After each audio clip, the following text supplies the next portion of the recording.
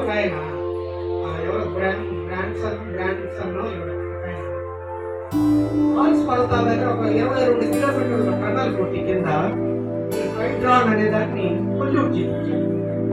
Pollute చేస్తే వాడికి ఏం కనపడదు, మనకు కనపడదు, కంట్రోల్ చేసుకోవాలి. ఆ హైడ్రాన్ పొల్యూట్ అయితే అద్భుతమైన ఎనర్జీ వస్తుంది అనే థియరీ చేశారు. Seven laboratories centre for European research university on cellular physiology అని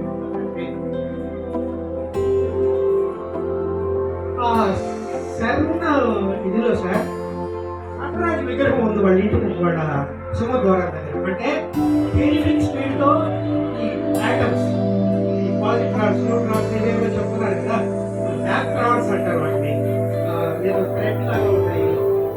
అంటే మీరు గమనించండి, రేపు చూడండి సూర్యకిరణాల్లో కొన్ని ముక్కలుగా కొన్ని ఉంటాయి, కొంచెం ధూళి కణాలు ఏదో మనకు